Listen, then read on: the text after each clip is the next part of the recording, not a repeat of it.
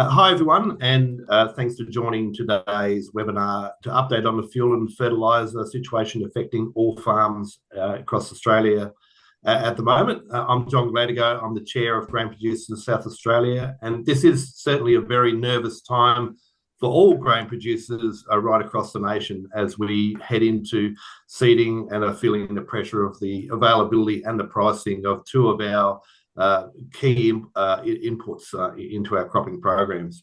The pressure is certainly real, and while today may not be a lot of good news, it is the latest on the ground information that we can assist you with in your decision making, and hopefully some tips that we can provide along the way.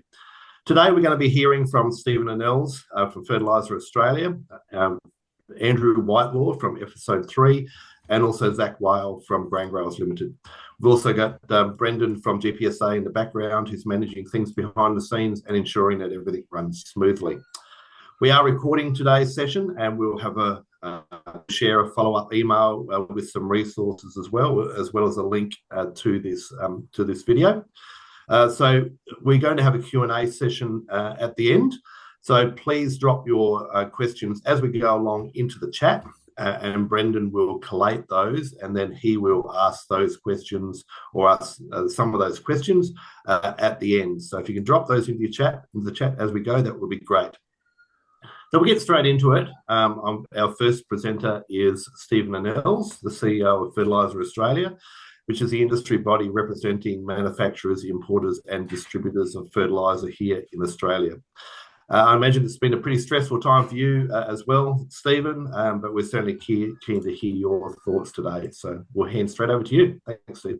All right. Thank you, John. Thank you, Brendan. Thank you to GPSA for the invitation to be able to come and speak. I'll just take a bit of a step back. A few weeks ago, we started this process. We started to get an idea about what the fertiliser situation was like in Australia. The first cab off the rank is the sowing fertiliser, the APs, ammonium phosphates. We are aware that there are some ships that are still in the Gulf of Persia, but much of the fertiliser that's required for seeding is either on its way or already in Australia. When it comes to ureas, it's a different situation. Obviously, they start coming in after the ammonium phosphate start to move out, and they are particularly hit by this issue in the Persian Gulf. About 60% of Australia's urea comes from the Persian Gulf, from Kuwait, from Bahrain, from Qatar, and from the UAE. Either directly or indirectly, there are some urea plants around Australia that are around the world that are fed by Middle Eastern gas. So the continued conflict in that area has led to a substantial reduction in the availability of supply to Australian farmers, and we have been attempting to get some idea as to how much is impacted. Australia's importers are quite resourceful. We have other markets we can go to, and we are seeking those other markets at the moment. We are looking at fertiliser as far afield as Nigeria. They've recently built a urea plant, and some of our importers have been able to access some of that product. But if you consider that 60% is hampered by the issue in the Middle East, the other 40% is being sought after by the rest of the world. So that's the impact on price that we're currently seeing. It is a pure supply and demand situation. Australia is a price taker. So we are monitoring this. We are working with government day and night on the issue in an attempt to try and find solutions. We have put forward some proposals to the Agriculture Minister, to the Prime Minister, and several other ministers. Initially, we were looking for some sanctions to be lifted on Russia. Currently, there is Australia and New Zealand hold sanctions against Russia for fertilisers and for other products. That was dealt a blow yesterday with Russia indicating that they are going to have an embargo for a month on all exports in order to ensure that their own domestic market is serviced. China did the same thing Friday a week ago. So those other markets for other products are becoming limited as well. Ammonium nitrate obviously poses problems from a security viewpoint as well. Since about 2002, 2003, we've had a very, very tight security blanket around ammonium nitrates, and that has that is very much matured. So if we're getting ammonium nitrates into Australia, there's quite a bit of legislation that needs to be reviewed in order to be able to allow us to handle that. There are other sources of nitrogen, ammonium sulfates, but at the moment we're looking at the quantum of urea that we normally bring to Australia is about 2.5 to 3 million tonnes of urea, and that's at 46% nitrogen. You consider ammonium nitrates at 34%. We're looking at getting nitrogen molecules into Australia for farmers to be able to use, but we're only turning the dial back partially on the amount of urea that we would have otherwise had. So what we recommend to growers is to consider your needs 90 to 120 days out, and to go and have a chat with your local supplier, with your local agent, see what is available. And if there is stuff available, we strongly encourage you not to wait until prices adjust, but to actually get a contract.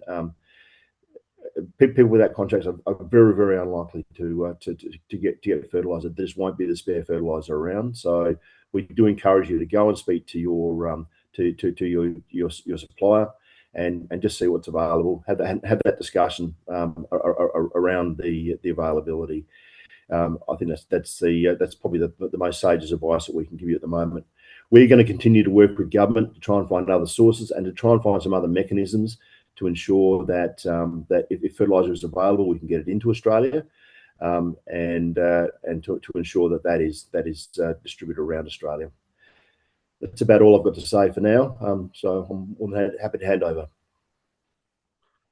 Thanks very much, Stephen. Appreciate that. I'm sure there will be lots of questions for you, and can I once again encourage everyone to put your questions into the chat, and we will answer those when we get to after we've had the whole three speakers. So we're now going to hand over to Andrew Whitelaw from Episode 3, who'll talk through some of the data available and what he's seeing in the trends. So if you could introduce yourself, Andrew, and where you fit in the whole data and ag space, and share with us what you know. Thanks, mate. Thanks, John, for having us. Thanks, Stephen, for that update. I think it's a difficult time for everyone at the moment. I'll just check you guys can see my PowerPoint. Yep, cool. I'll just carry on. Righto, so I'll give you a quick update on what we're seeing as analysts in the space. If I was doing a good news presentation, it would be very short. So that is the difficult period that we live in at the moment. But bear with me. Let's get into fuel, because fuel is the obvious one. That's the one that was first hit by any of this impact. And the Middle East carries a huge volume of energy, whether it's gas or crude oil. And so what we started to see is obviously the diesel price go through the roof. And that is one of the biggest concerns that we have at the moment, is diesel prices just going higher and higher. And so at the moment, we're sort of sitting, interestingly enough, around about that 270 to 280 for diesel as a national average, but at the terminal, so effectively the wholesale price. So what we are seeing at the moment is probably a much bigger spread between the wholesale price and the retail price than we would typically get. But that is largely also caused by just people are spending more. People are going and filling up more. So demand has increased artificially over the last couple of weeks as people have panicked. So again, we get our diesel largely from Asia. Most people assume that we get it from the Middle East, but we get it mostly from Asia. So that's why we weren't necessarily all that concerned about diesel access up until the end of March, because those facilities, those refineries in Asia, they had access to that crude oil. A lot of these Asian refineries do get their crude oil from the Middle East. So that's why we're more concerned about April onwards. What impact does that have on the marketplace if those facilities, are struggling to get access to crude? So we are, geographically hamstrung to an extent. We get it mostly from Asia. We are picking up a lot more volume in vessels from the USA, which typically we wouldn't particularly get from. But I want to just point out that at the moment, if this looks at the diesel imports that we get in on a monthly basis. So basically, that dotted line is the average, and the shaded line is what we'd call, I guess, the standard deviation, or the expected range that we would expect to be imported. So if we look at that volumes, we've actually imported, this was updated about a week ago, we actually imported quite substantial volumes of diesel for the first 3 months of the year. And so this can be seen here. If we compare the Q1 2025 versus the first quarter of 2026, we've actually imported about 21% more than we did last year. So the volume is actually there. It's actually at the terminal, it has come in. But one of the key things we have as an issue is when people go out and buy more than they actually would normally typically buy. But it is there, and that is the issue we've got. So, but the key thing, as I mentioned before, is what happens from April onwards. So we are as a company tracking diesel imports 2 or 3 times a day. We'll look and see which new vessels have been added to the lineup to come to Australia. And so this is as of about 11 p.m. last night. This compares how much we had in 2025 April and how much we've got booked to come in for 2026 April. So at the moment, we're about 17% of last year's April's volume is on the way to Australia or getting loaded to come to Australia. Important thing to take into account is that vessels get added all the time, and even we've had vessels added for March in the last week. So it will increase, but the key thing is how close do we get to 100% of last year's volume. And bearing in mind it is the 26th of March, so we still have a couple of days before April. So hopefully we get up to about 25% before April even starts. One of the things that we hear a lot about is the biofuels as well, and we hear that biofuels is one of the solutions to this fuel crisis. We don't think that biofuels is a solution to the fuel crisis. We think it's a fantastic opportunity for farmers in terms of getting a new market, because we export majority of our grain. Having a new domestic market would be massively helpful to the bottom line of farmers in the future. But this chart here looks at if we converted every single ton of canola into biofuels, or biodiesel in this case. So basically anything that wasn't already destined for the food market in Australia, this is all what would normally be exported. This is what percentage of diesel our canola could actually meet. So even in our best year, 2022, when we had a huge crop, we'd still only produce about 8.8% of our domestic demand. So it is definitely, biofuels are definitely something that we want to push for as an industry, but it wouldn't solve the fuel crisis, or not particularly well. And even, we'd actually be switching a lot of our risk to a weather risk, because if we look 2019, it's less than 2% of our domestic demand would be met. But obviously we're not going to do 100% of our canola is going to go into biofuels, or 100% of our grains are not going to go into biofuels, because we have export markets, we have demand from overseas. So if we looked at 5%, 10%, 20%, even 50%, it still doesn't make a huge amount of dent into our fuel demand. But again, it's a fantastic market that we should be pushing to get into, and we should be driving that forward, but let's not pretend that it will actually make a huge dent in our fuel demand. Petrol, on the other hand, we could make a huge dent in petrol requirements, but only if we use 100% of all of our grains that's not exported. That is exported, sorry. So from a fuel point of view, I think that the key thing is just get in touch with your supplier, try and get access to it as much as possible.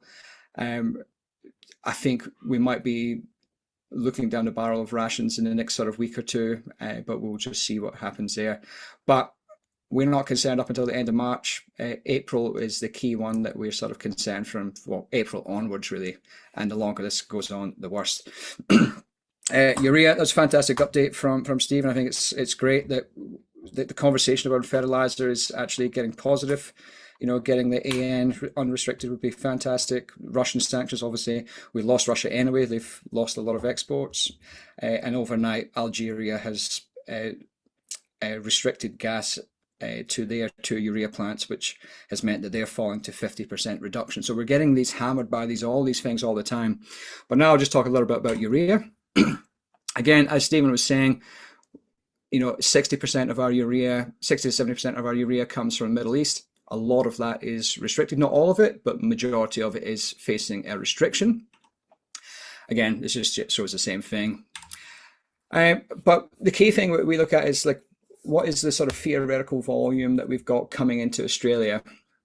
And so if we look at it from a point of view of, what do we typically have arriving into Australia by the end of March when it comes to urea, we're talking around about that sort of 16 to 20% of our average imports would have been imported by the end of March. So obviously a lot of the rest of it is restricted by Middle East going forward into April. But this is what we expect, is we've probably got about 15, 16, 20% in the country or on the way to the country. And obviously that is not enough to keep us going. Because when we look at our import programs, typically we would see that this was the typical import program. If we look at that average line in the middle, the dotted line, we typically get most of our imports coming into the country by June, July. So clearly the reason why we do that is because that fits in with just-in-time management of when we actually want the urea to be applied. So the real key thing for us is the same as the diesel. What do we get imported in the country between April and May? And it wouldn't be a surprise to see that it's going to be lower than normal as we hunt around the world for alternate sources. Again, we look at pricing, like we model pricing in terms of fair value model. This is a monthly average, so it looks a bit less scary than the next chart. But basically, we've seen that huge spike where we've gone up to prices that were, in this case now, when we look at a weekly basis, we're going to prices now that are matching the Ukraine crisis in 2022. And a lot of you GPSA members might have remembered us doing a webinar the same with Stephen and GGL with Zach, or actually Sean at the time, 2 or 3 years ago when the Ukraine war started and urea prices leapt through the roof. And so I just got to point out the reality is that we've got this spike. We had a spike last June as well when Israel and the US attacked Iran, and then we had the spike in the Ukraine war. So we're hitting those levels that are getting to become obviously cost prohibitive. And the difference is at this point, and I'll talk about grain in a little bit very briefly, is that during that Ukraine war, we also had the fact that grain prices were higher. So the risk of a cost price squeeze was a little bit lower. Whereas at the moment, we don't have the same situation where we've got high prices for our outputs, for our grains, and high inputs prices. We've done a bit of work over the last week. We spent a lot of time analysing fertiliser markets, but I guess one bit of good news, and this is up to the end of March, and this is in US dollar terms. And when we adjust for inflation, we actually had higher prices back in the past in the 70s when the record price for urea was around. So I guess that is one bit of good news, I guess. But the reason we were looking at the past historicals was to really look at, how long could the urea prices remain high, and it's quite a significant issue. So if we look on this chart, this looks at basically those sort of 4 really big spikes that we had in urea pricing prior to this current spike. Then on the bottom, it's got the number of months that it took before the price moved back to what would be considered a more normal level. So in general, it's generally about a year to 2 years before they get back to normal. However, we have seen that extended period in that sort of 77 to 81 energy crisis, where it took about 5 years for prices to return to sort of more normal levels. And so that this shows you really, again, how many months it took before prices drop below that 75th percentile. So a significant amount of time, and that's a key problem we've got at the moment, is we do not know how long this conflict's going to go on. Iran has acted the way it's acted and attacked energy infrastructure. So how long does it take for things to get back to a level of normality, even if this conflict ends today? That is a huge question mark. But we would expect, in reality, that we're not going to see prices back to normal levels possibly before next seeding. So that is why we've got to be thinking not just about this year, but we also, when we're talking about agronomy, we need to probably be thinking about what we do for next year as well. So we are doing a bit of work in the background at the moment. We're tracking diesel coming into the country. We're also doing a bit of work to try and see if we can track a bit of fertilizer coming into the country. So we're just working on it in the background, just so we can get a bit of a handle on what is actually coming in ship by ship, where it's going, and how much is on it. It's obviously a test at the moment, but the idea is that if we can get the resources to and the funding to push this, we can offer a bit more transparency and a bit more information, so that we're not flying blind, so to speak. Grains. I'm just going to briefly go into grains because there's no point talking about inputs if we're not going to talk about grains, because they are impactful. And it is kind of half good news in a way. Is this is corn and wheat. We markets, they follow each other very closely, and basically, this is what I want to look at here. Is if we look at, say, crude oil and canola, they follow each other with a pretty strong correlation, and the same with wheat. The reason behind that is because grains are an energy crop. It takes a lot of energy to produce grains, but also a lot of our grains will be used for biofuels. So if the crude oil price rises or the gas price rises significantly, then that increases the demand for alternates like biofuels. And so we've always seen this, well, definitely since at least the 2000s, we've seen this really strong correlation where if the crude oil price rises, the grain price tends to rise in step with it, usually with a little bit of a delay, but it definitely does tend to follow it. Usually is a key issue. Problem is, at the moment, we are sitting on quite a substantial crop. So if we look at global oilseed stocks, and this is the stocks across every oilseed, so whether it's soybeans, palm, copra, cottonseed, but we're considering on record stocks because the world last year produced a really big crop. No country in the world really had a bad crop last year. Then we've got a lot of countries having record crops. The same could be said about wheat, not record stocks left over, but we've got one, if we look at this green bar, this is the world stocks of wheat, and it's the highest in about 6 years. But then also, if we look at the dotted lines, and it's probably the most important stocks file to look at, the stock of the major exporters has actually increased as well, meaning that the countries that have got a big surplus, and they're the really important ones, the direct price, have got big stocks. So the market really hasn't reacted all that strongly to, well, the grain market's not really reacted all that strongly to the events occurring. We've had a couple of bumps up and down. It's been quite volatile, but it hasn't stayed consistently high. In fact, I think Sunday I did a chart looking at it. Basically, fertilizer prices, fuel prices are up above 50% higher than they were a month ago, whereas canola and wheat prices are up about 2 or 3%. So that is the big concern that we have, is that we're coming into seeding at the moment, and obviously all of our inputs are high. In fact, the reality is we've written a couple of reports for a whole bunch of organizations in the last 5 years. Input prices were on a tear upwards regardless of this event. This has just exacerbated it and thrown it in our face really quickly. But the reality is that input prices are getting higher. In this current situation, all of our input prices are high for this year, and we'd hope that that means that grain prices will be high by harvest, but that's not the case. There is almost no correlation between the price of grain at seeding and the price of grain at harvest. And hopefully that means that the price of grain is low just now, but it'll be high at harvest, but there's not necessarily a guarantee of that. And that's where we're really concerned about. And that's what we've been most concerned about from the start, is this mismatch of timing between when you buy your inputs and when you sell your grain. And this chart here kind of represents that.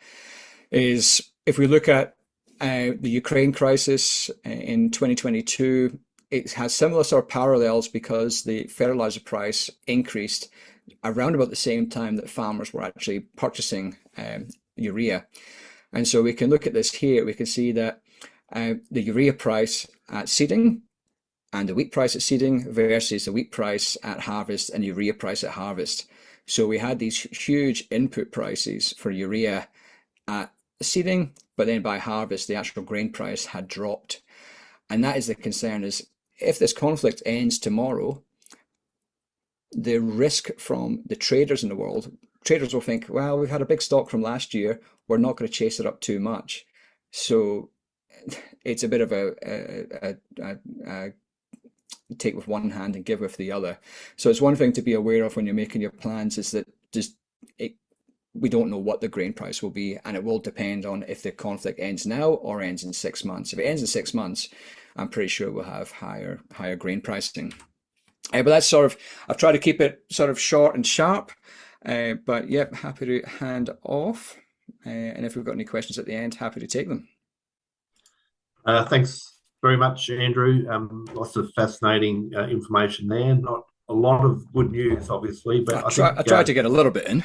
Yeah. But I think the important thing is, at the moment, when there's so much noise out there, out in the market as well, and in the media, that it's just so important for us to have real-time grounded data. And I think you had some really valuable stuff in there, and I'm sure there's going to be some questions around that later on. So once again, a reminder to put your questions into the chat, and we'll deal with those shortly.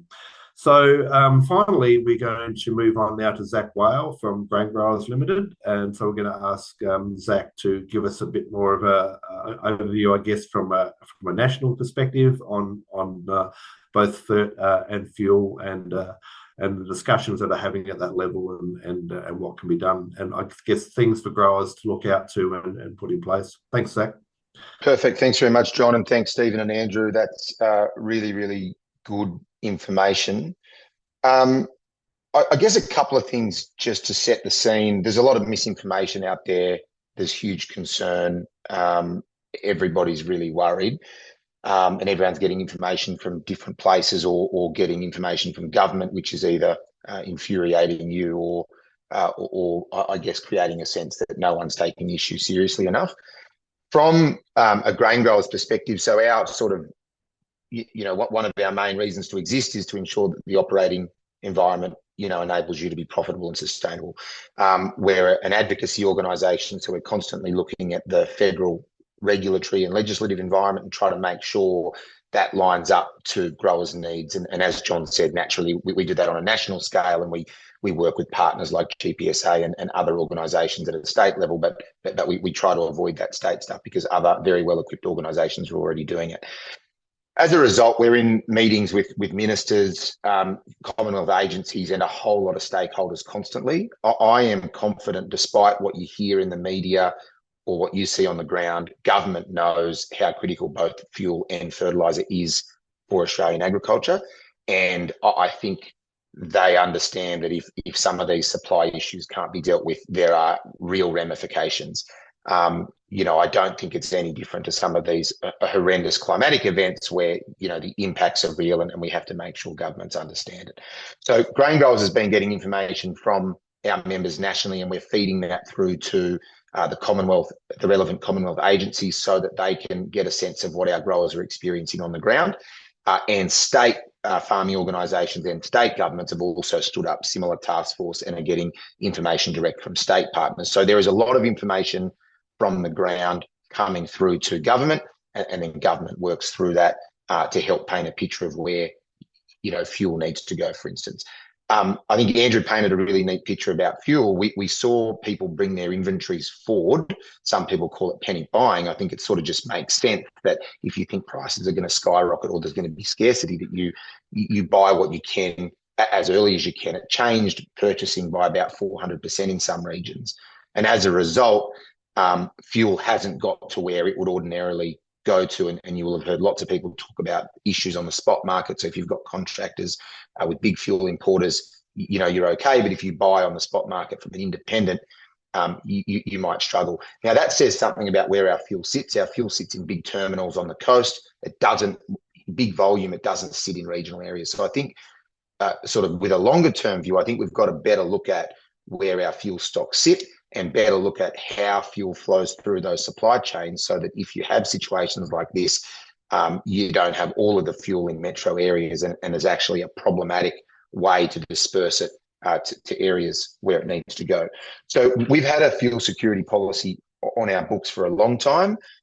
We've always asked for things like recognition that agriculture be an essential user. So if fuel is scarce and government starts intervening in fuel markets, that agriculture is right up there with other essential services, so that there's preferential access. The challenge in these situations is every sector thinks they're essential, and some sectors are more essential than others. But the point remains, Australian agriculture absolutely has a need for fuel, and if it doesn't get it, there's real ramifications for Australia more generally.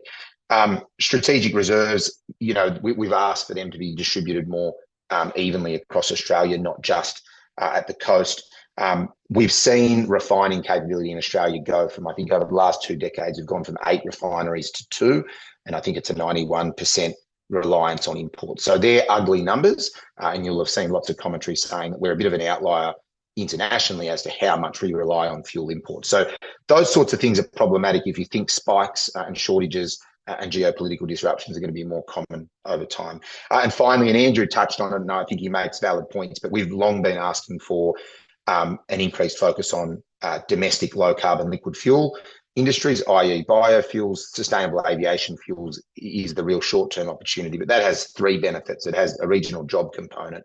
It helps increase our domestic manufacturing capability, and it absolutely diversifies our markets and reduces some of that dependence on the EU, for instance. So they're things that we've been calling for a long time. I think this advocacy organisations need to make sure that this moment isn't forgotten, and that when the dust settles, hopefully sooner rather than later, we can keep working with government to actually get some commitments to these types of things, so that when these shocks happen or when these supply chain disruptions occur, we have more options than we do today. Because a lot of what I think people want silver bullets in crises, and often the only silver bullet is something that government should have considered or could have done 5 years ago. So on the biofuel front, Andrew makes a great point. I mean, it's years until you get those industries stood up, and even then, it's only going to be a relatively modest percentage of total fuel. So that's just sort of a high-level overview of some of the fuel stuff, and I guess to make the point that some of this advocacy has been ongoing well before this crisis. What we've seen government actually do, that they've stood up a fuel supply task force, and they've tried to create greater coordination between Commonwealth and state governments. I know it feels a little bit COVID-like, but everybody goes away at 1 million miles an hour. You actually need some coordination to bring that information together and work out how what different agencies are doing is actually translating through to results. So that's happening. They're meeting constantly. They're getting industry stakeholders on the phone to try to get real-time information from members and stakeholders as much as they can. I know another task force doesn't sound like something that's going to help. I think the reality is you need good coordination in times like this. There's a little bit of, I guess, misconceptions around where our fuel reserves sit. People still reference stocks in the United States. The way the Australian government, I guess, there's a minimum stock holding obligation, which requires a certain amount of fuel in the system to be held. Government has released 20% of that stock holding on the proviso that it goes to regional areas. Then there's actually a complicated task as to how do those big fuel importers actually coordinate that fuel and make sure it gets to the right places rather. So that's happening. We've heard some early comments that some of that fuel is flowing, but there's a myriad of comments where it's still not there, or even still really stringent restrictions on or limits on how many litres you can access. So some green shoots as fuel normalising in those hard to get regional and remote places, but still absolutely not solved yet. We've seen some commentary about fuel standards. So petrol, we've gone reverted to some sulphur standards from late 2025. So they've been relaxed for 60 days, which will unlock some unleaded supply. And then more recently, they've changed the diesel flashpoint for 6 months, which theoretically, again, means some diesel that otherwise wouldn't have been able to be used in Australia can be used. So sort of fuel standards seem sort of technical, but that can actually unlock a little bit more supply. ACCC has obviously been talked about a lot. So there's some work there to, I guess, ensure that gouging doesn't occur, increased penalties, increased investigation powers and such, so that the ACCC can keep the fuel supply chain honest. So there are a few of the things that are happening on the fuel front, and obviously longer term play. You know, we do produce ethanol in Australia in the sugarcane industry, in parts of the grain sector. There's obviously the canola biofuel opportunities, but as Andrew rightly said, they're long-term considerations that may have a modest impact next time. Absolutely not a silver bullet this time. The focus has obviously been on fuel first, and we've heard from a lot of growers, actually, we're okay with fuel, but what about fertiliser? That's going to be our real limiting factor, and that's going to really limit the yield we can get, especially if we're looking at good planting rain. WA people, for instance, have a tropical cyclone that's possibly going to deliver them phenomenal planting conditions, yet uncertainty as to can you give the crop the nutrition it needs. So, you know, fertiliser is a huge consideration. We've been working with Stephen and others as to, you know, what can be done there. We actually think government needs to elevate that issue in the same way that they've elevated the fuel issue. An actual fertiliser task force that can tap into the likes of Stephen and his members and make sure that government's getting really good information from the fertiliser industry as to, you know, where stocks are at, what's possible, what's not. Also, you have to, and Stephen's already mentioned this, and naturally the fertiliser industry constantly does this anyway, but how do you expand and diversify trading partners? Where are the markets that we don't generally use that we could use in this situation? And you saw Prime Minister Anthony Albanese speaking to heads of state from Singapore last week about, well, can we have an energy pact where we actually, you know, you rely on us for certain commodities and we rely on you for liquid fuel? Can we sort of ensure that that supply can continue? So government can support industry in the background to sort of ensure that there's some preferential access there. There's also, and again, this is a longer term consideration, but do we have, or can we consider strategic fertiliser reserves to buffer supply shocks? There's a lot of complexity to that, but, you know, something like that can theoretically mean that when supply is really tight, there's fallback options. And naturally, and again, this is long term, but we are wholly reliant on urea imports. There's a lot of talk about the Perdaman plant in Western Australia that's meant to come online, 2.5 million tonnes from mid-2027, but that's in Western Australia. So how does that neatly translate to domestic supply on the East Coast?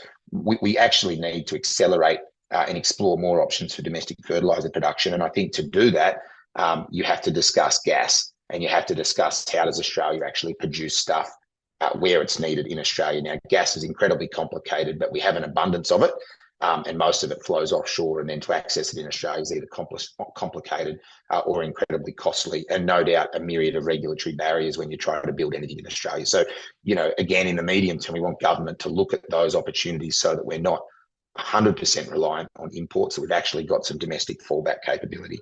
And then, look, Andrew in episode 3 do this, as do others, but can we have an improvement in real-time understanding of total supplies and stocks, so that, you know, industry and government in situations like this have greater, excuse the pun, granularity of what's coming in. So, you know, I know that's a little bit sort of policy and legislative in its approach, but I hope that sort of gives an understanding of some of the discussions and advocacy that's happening at the national level. I think we need government to increase its focus on fertiliser. I think rightly they've been focusing on fuel to date, but they're going to have to focus on these things in parallel.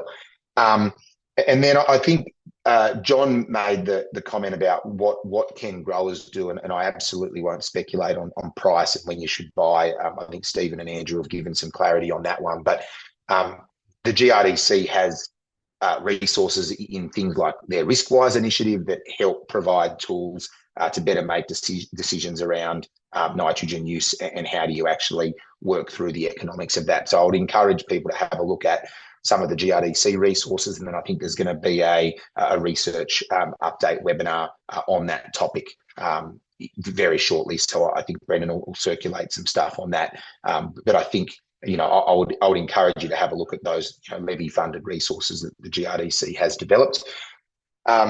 Again, I know you provide your insights through the GPSA as you have them. I would also say if you'd like to get in touch with grain growers, our doors always welcome. Our doors always open, and we are being really sort of, I guess, timely in providing any insights we get from growers directly straight through to government.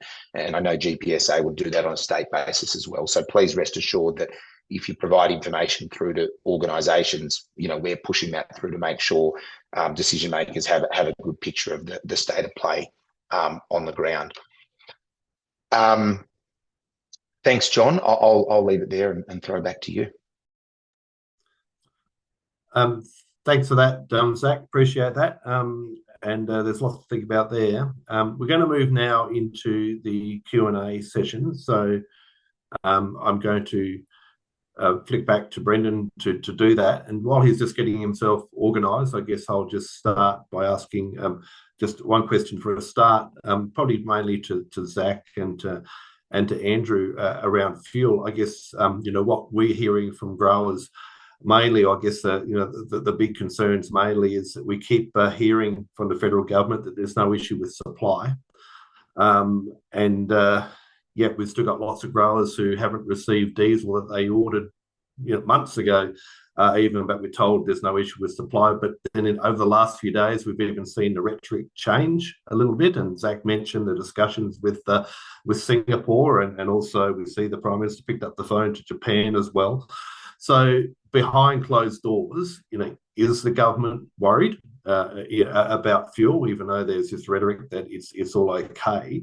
And from a grower on the ground here in South Australia, the big question is, is there going to be enough diesel to physically get a crop in this year without us, panicking people? What is the reality of that?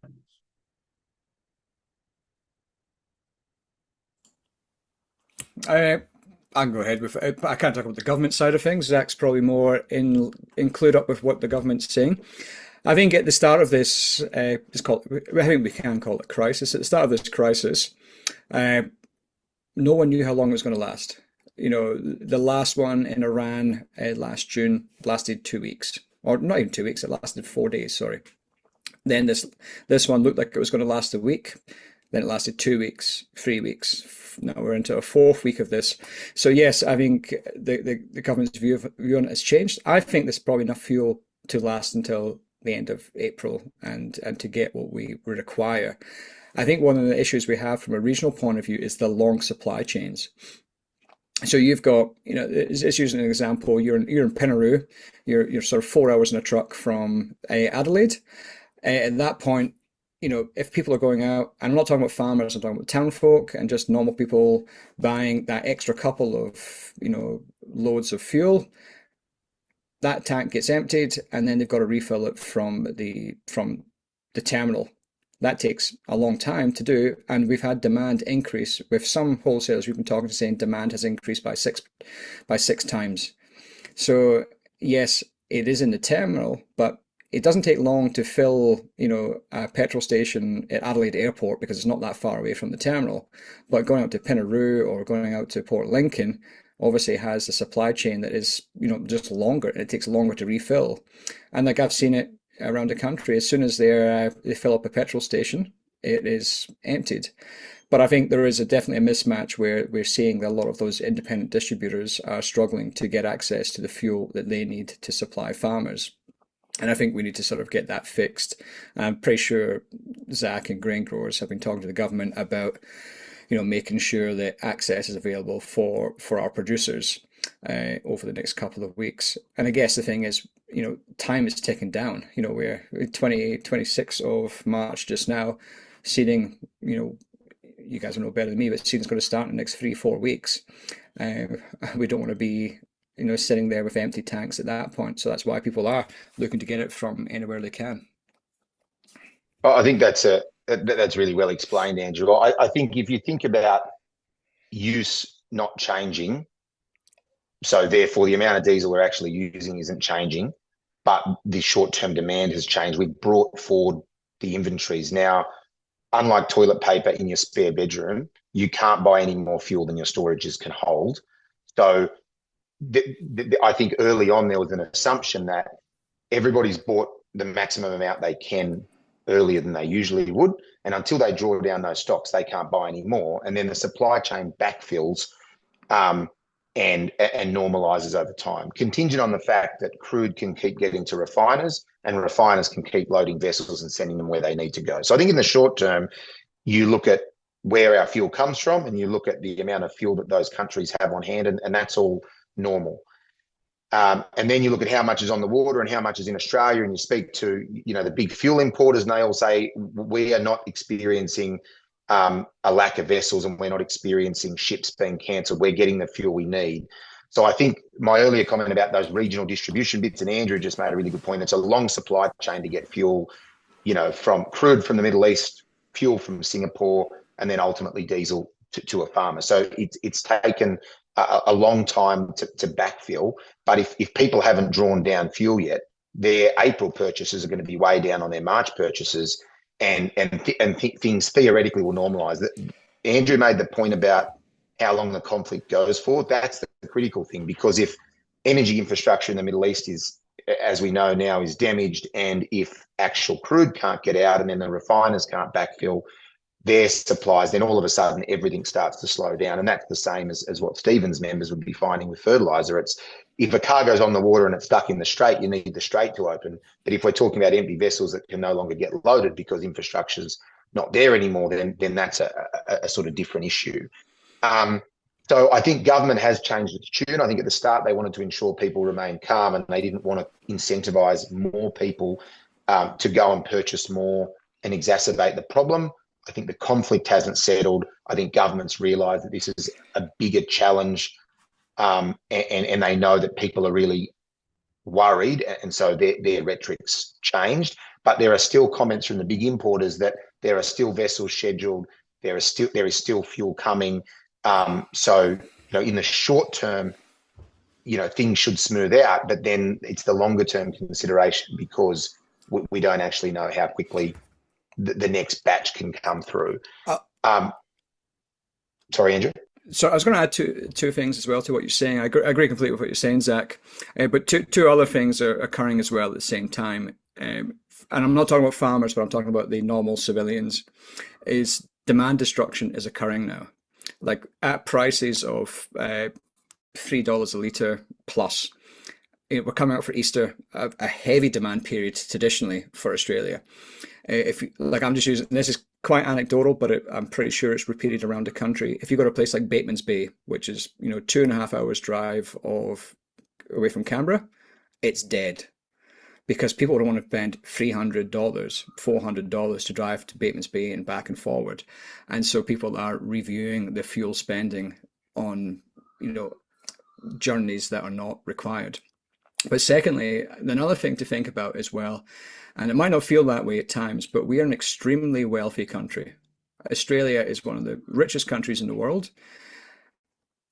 We will always get supply of crude for the most part, or fuel, before other countries, because we have the capacity to pay, and that's just the reality. So we've already seen some countries like Bangladesh talk about, well, the fuel price, the demand destruction there occurred a lot earlier and is already occurring way ahead of our demand destruction, because we have the capacity to pay. And so I think if I'm looking at it sort of holistically, I would say the diesel issue is as much a price issue more than a supply issue. Like we'll be one of the last countries to stop getting its supplies because of the fact that we have the capacity to pay and we have money to pay that. And some of those countries rely on our iron ore, coal, and gas. LNG. So there's Australia, because we are such a big exporter, some of those countries rely on us as well, which I think is why, the Prime Minister can make some of those phone calls. Just a few questions. There was one on who actually controls the fuel at the port, government or private enterprise. It's a really good point. The government does have levers it can pull under different legislation. They haven't intervened in controlling fuel stocks yet. What they do is the minimum stock holding obligation requires those big importers to hold a certain amount of fuel in the system. Some of it can be on the water in our economic zone. Some of it can be crude, and some of it's actually ready to use fuel. Government can authorise for them to release a percentage of that. Now, in this instance, government has said you can release, we will let you draw down that minimum stock holding obligation on the proviso that it goes to the regions. But government doesn't dictate specifically how those organisations do it. So there's lots of comments there, and I'm not speaking to fuel retailers or independent suppliers. We're speaking to people in sort of Commonwealth meetings who are representing, fuel importers. But that is not, government doesn't actually dictate exactly where that fuel goes. That they allow them to draw it down. And what we've been hearing is that it is the independent providers in the regions that usually buy on the spot market that are finding themselves most short. Now, government was very clear when they released that stock holding obligation that it had to go to the regions that were short with a preference for those independent wholesalers. So I'm sure there's lots of commentary coming from all of those suppliers as to how that's working from the terminals, but it's not actually government. It's government allowing them to release that fuel. I hope that makes sense. Thanks, Zach and Andrew. And you're starting to cover off on some of those questions that are coming through to us. I'll hand over to Brendan now to wade through them a little bit more. Probably good to get a question across to Stephen if you could, Brendan, but I'll hand over to you. Easy. Will do. Thank you. I guess for Stephen, just in the question and answer box there, are your members expecting other regions like South America to bring forward their peak demand window, given the crisis in Iran at the moment? Well, does that then further tie to what's available to Australian importers in Q2? Yeah, look, as I mentioned, with the ureas, there's 40% of the world stocks are basically available, not encumbered by the situation in the Gulf. So every single jurisdiction is going to be fighting for that product. As Andrew said, Australia is a wealthy country, and that applies to fertiliser as well. We generally, when there's been world crises, we haven't missed out. This one is a bit different, but unlike fuel, which is used by both growers and the general public, fertiliser is used by growers, and it's got to be relative to the price of the outputs, as Andrew pointed to. So the other jurisdictions will be doing exactly the same thing that Australia is doing. There are other jurisdictions that also have a bit more sovereign capability than Australia does, and so they'll be drawing down on their own ability to be able to produce, stockpiling their own product, as Ukraine is doing, and as China is doing. As Russia is doing, and as China is doing. But they'll be competing tooth and nail in the marketplace with Australia. Maybe one I got you there, Stephen. Is there a prediction on how far short, in terms of percentages, that Australia will fall, given the urea that we're trying to get into the country? Yeah, look, we're trying to get a grasp. Obviously. Yeah, we're trying to get a grasp on that at the moment, and I don't really want to cause panic, but we are suspecting it could be significant. Is the supply of liquids, in particular UAN, under the same pressure as granular fertilizer? Yeah, look, if we can get our hands on some ammonium nitrate, then we can move to UAN. UAN is a good way of being able to use urea or ammonium nitrate. It's a good way of being able to use ammonium nitrate as it basically renders it inert, So that is a possibility. It is a liquid though, so that would require liquid application as well. Western Australia is very well set up for it. I know we're talking about South Australia here, not so much South Australia. I might maybe more for a Zach question. Just bringing up Zach 1 second. Out of the minimum stock holding obligation and the recent announcement from ACCC about exemptions for the big fuel companies, you touched it in your presentation, but is that fuel standard, is that an environmental standard that they've relaxed, or does it affect machinery and the efficiency of machinery at all? Just two separate things. So the ACCC has done a couple of things. They've increased the penalties and have basically put the fuel industry on notice that they'll be monitoring for price gouging. Yeah, that's sorry. The first Yeah. thing. The second thing is there's two questions there. Yeah. The second thing is they've provided an authorization for fuel companies to work together to better coordinate how they get the fuel to where it needs to go. This happens in the chemical industry and in other sectors when there's shortages, so that it's more efficient. Whereas under normal circumstances, under anti-collusion measures, that's not allowed. So it's not uncommon for industries to ask for exemptions at times like this, so they can ensure that they can work together, so that, you know, Ampol in one region can focus on that area while another one can focus, you know. So I think that enables coordination. So they're the two ACCC things.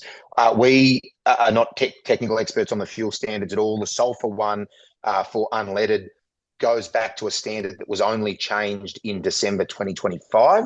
So there's no conceivable way or no expectation that that would have any impact on machines. So they've sort of said that won't happen. And let's face it, that was the sulfur levels we were using only a couple of months ago. And on the diesel one, it's sort of like a 1% change in flashpoint. I don't believe that makes a material difference. I think it just allows a slight increase in the amount of fuel.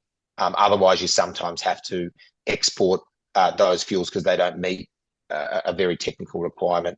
I don't know if Andrew has any technical knowledge on that, but the understanding is that it doesn't impact, or it's not expected to impact engine performance. I mean, that is about to say exactly what you said, Zach. This is just reversing environmental regulations that were only put in a couple of years ago. So we've had fuel at the same level 2 or 3 years ago. So if it was working 2 or 3 years ago, it should be working fine now. And I guess it is a sign that, you know, the government is looking at as many different options as possible. And again, hopefully they look at the AN removing those restrictions, because we need the gloves taken off, so to speak. We need as much options as possible. Stephen, sorry, mate. I'll just bring you back in. Sorry. Actually, I'll bring the whole panel in because I keep spraying questions across everybody. Again, no hard answers here, and no one's holding you to it. But for fertilizer, how confident are we that contracts that have been engaged in for future shipments are sort of guaranteed at that volume that they've been contracted for? Well, if the product can get into Australia, obviously we're going to get it. That's not an area I really want to step into speculating. I'll just say that the growers should go back and speak to their local suppliers, the people they've bought from, get the answer from them, because there'll be an array of answers that depending on who they've purchased from. But that's right. I'd push growers. I would say that at the moment everything is uncertain. You know, there's and you can't blame the fertilizer companies. This uncertainty is caused by conflict, and so that causes things like potential for things like force majeure clauses to be enacted. And so again, I'd sort of reiterate what Stephen is saying.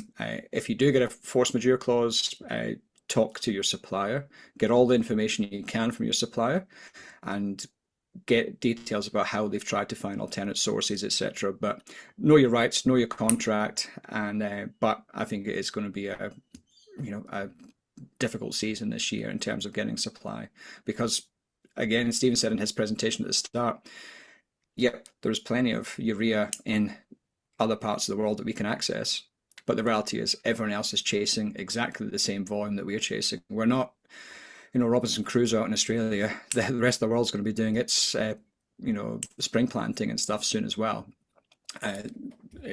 We're not unique in that situation. So we're all chasing the same limited volumes, and it seems to be getting more limited by the day, unfortunately. Okay, there's a lot of comments and concerns in regards to people have they tried to get 60% of DAP requirements and had that ordered, and they're trying to get shorts on DAP now. A lot of comments. I'll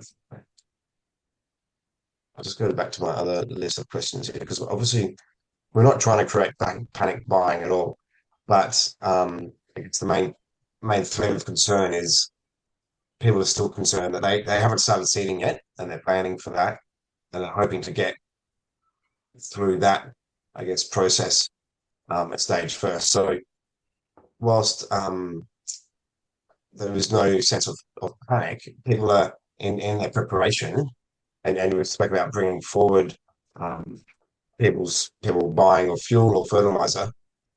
Has that been taken into account in terms of the demand by the federal government? Is the federal government cognizant that this might be a sort of seasonal trend? It's not a demand spike just because we want to buy diesel at $3 a litre, but it's a time to buy it, a time to start planting. Maybe that's exactly federal government. Yeah. Look, I think government is naturally focusing on the most immediate issue. It's not just planting. There's cotton picking in regions. Different agricultural sectors have all sorts of operations happening. So the myriad of needs is coming through thick and fast. So I think government is trying to focus on, the immediate concerns to try to get fuel where it needs to be right now. And then, as Andrew just reiterated, they're also tweaking things around the edges to ensure that we don't lose fuel that could be used by tweaking standards. So there's lots of short-term considerations. I mean, I'm sure Andrew will comment. I think the longer-term considerations for ongoing fuel cost and availability, there is a lot of variables that I think will become clearer in the next couple of weeks, depending on what happens with the conflict. So that there'll be every analyst and every person in energy markets will be watching like a hawk, because those sort of questions about future supply won't be able to be answered until there's some clarity on when the war is going to end and when infrastructure is remediated and flows start to normalize. So I just think, that's why phone calls get made to Singapore. That's why government thinks about some of those other options. But I think they're naturally focused on the immediate challenge. And I think from my point of view, my gut feel is that the conflict will end relatively soon. And largely because I think Trump wants an exit. He wanted a quick flash lightning strike, the same as Venezuela. He didn't get that. But he also has midterms coming up in, I think, less than 6 months now. He won't want this foreshadowing all of that election that he's going to be facing, because cost of living crisis is going to be a vote loser in the US. So I think he'll want it over as soon as possible, but I don't think Iran is playing ball in the same way that the US and Israel were expecting. But I think Zach's right. It's not uncharted territory. We've been through these experiences before, but really we haven't been through them in this way since the 1970s. And the world was a different place in the 1970s. 1970s, we didn't have as much reliance on just-in-time supply chains as we have now, and I think that is coming back to bite us. And just-in-time is fantastic when it works. It's when it doesn't work is when it goes to the mire. To swing the Q&As there again. Is it? I guess once the dust is settled, and Zach, you touched on this, but once the dust is settled, the conversations look to maybe future security and sovereignty. We need to start looking at shoring up that fertilizer supply. You talked about one coming online in 27, I think it was mid next year in WA. But is that going to fill enough of a gap that there is space for the industry to sort of make for even more fertilizer supply manufacturing? I mean, something's better than nothing. I think it'll have a bigger impact on WA than it will on the East Coast. And I also think they often have big offtake agreements, and it's not like that'll just be for the Australian market. It'll obviously still be at world parity. East Coast, if that's to come from there, that's going to require complicated shipping. So I think that is a positive step. I don't think it's a silver bullet. I'm sure Stephen and Andrew would have views too. I think we need to be more serious about domestic capability. To have a complete reliance on imports for such a critical fertiliser does not make sense in a more uncertain world. So, as I mentioned, whether that's more seriously looking at how do we actually provide the energy for manufacturing in Australia. There's lots of sectors that talk about gas constantly. There's things like that need to be considered if those opportunities are to eventuate. But food security is front of mind of government. There's lots of processes underway. This is a shock that will remind government of how important thinking through these things are, and then not to leave ourselves COVID. Everyone said, we'll learn from this. Or have we? There's been a lot of talk and a lot of roundtables and a lot of councils, but we're fundamentally still in the same position. So, yeah, Brendan, I think we absolutely have to remember this moment and advocate effectively on it for the next couple of years so that we actually change the dynamic. I'd sort of add to that as well, is that facility in Western Australia is, I think it's got an offtake agreement where 1 million tonnes of it will go into the domestic market, but it may not. But it's one of the key things with it is that I think, if I'm a devil's advocate for the government here, and all colours of government, is COVID wasn't that long ago. So whilst we can learn from the mistakes of COVID, the reality is that COVID, the impact of it would only really stop getting felt 2.5 years ago. So if we think about that, if we decided to build new urea plants at the end of COVID, they still wouldn't be in operation by now anyway. So it's like, the problem is, it's like we needed a 10-year between COVID and this crisis. We didn't get that. But I think there's sort of elephant in the room is the fact that we produce so much cheap gas and we export it to Japan, who then on-sell it to other parts of the world. Like, I think David Pocock, like him or loathe him, he has been the one pointing out the fact that we pay more, not me personally, but we pay more as a nation on beer tax than we do on LNG export taxes. So we have an opportunity to do it, and we've had plants like Lee Creek. We've had that the one in Geraldton, Strike Energy, I think it was called, and like I think those ones are mothballed now, and that's because of environmental rules, gas prices. Gibson Island was gas prices. Like, we hamstring ourselves every time. And even, like, we haven't even talked about CBAM, which is an important thing, is that the government is potentially looking at restrictions or carbon pricing for imported fertilizer to protect our domestic market, of which we do not have a domestic market. So I don't know what the answer is. Like, we're always doomed to repeat the same mistakes over and over again, I guess.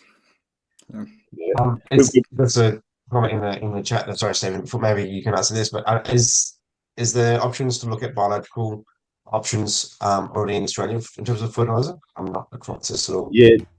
Look, this only turns the dial slightly though.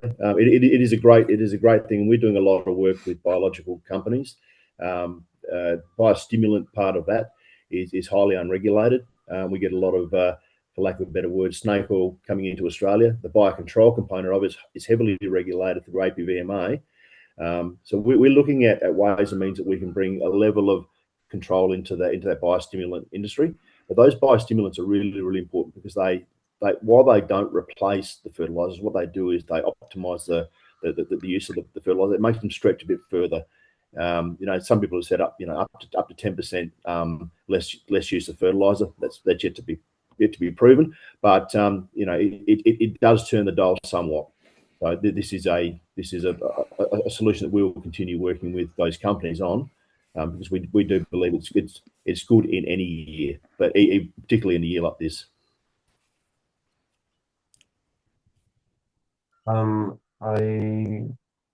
Looking around the panel, I mean, I don't know how much advice we can give, but in terms of seeding programs, is having one application of urea kind of enough? The people are planning just for one application.